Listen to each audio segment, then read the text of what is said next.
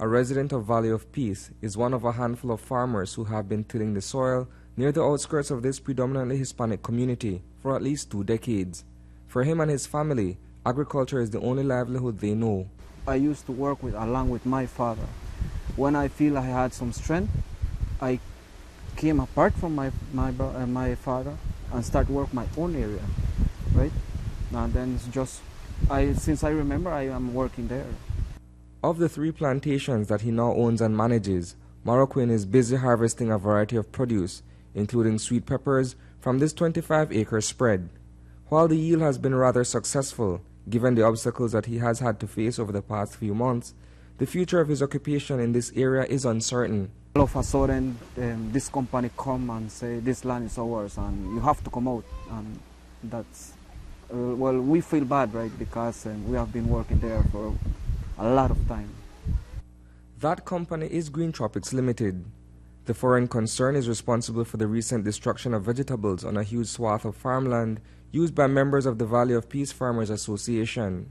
On Monday, an eviction letter was issued to several farmers, ordering them to abandon their respective acreages no later than July 15th.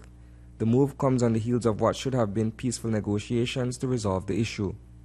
It is a turn of event that is regrettable because when we last had a discussion with all 3 parties, they were to go out and negotiate amongst themselves. Neither party has alerted us that they had reached an impasse, and certainly none of them really informed us of this development. I learned of it late yesterday evening, and as I said, I haven't had a chance to speak to them as yet. Moroccan, as president of the local association, says that his colleagues aren't prepared to part with their lands. After all, they have invested everything into making their business profitable. Well, they say that they are not coming out of the land. They say that nobody said nothing from the beginning. Well, if the land had an owner, I think we had the right for the owner to come and tell us, you know what, this land is for us, it's for me, and you can't work here. At least that would have happened, right? But nobody came.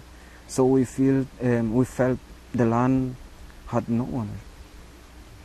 So how come all of a sudden this company come into the country, buy everything, and then expect us to move from there? And we have been working there a long time ago.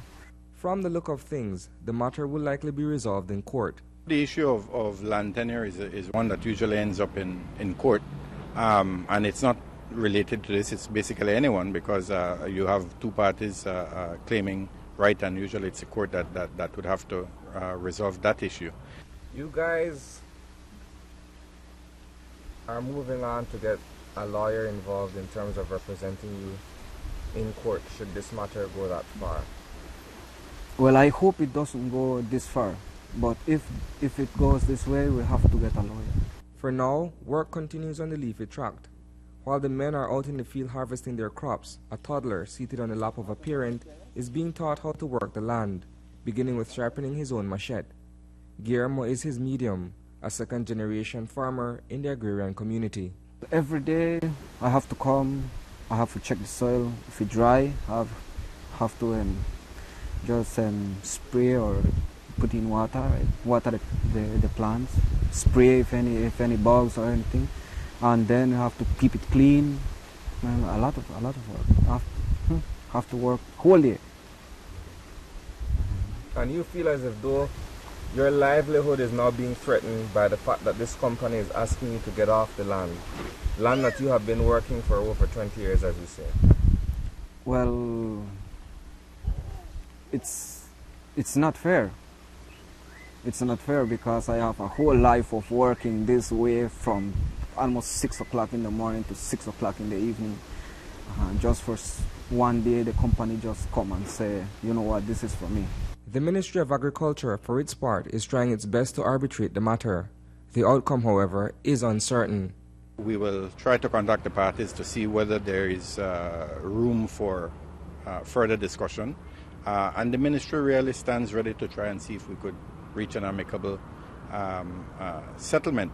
The last that we had heard was that there were offers on the table, and those offers were being seriously considered.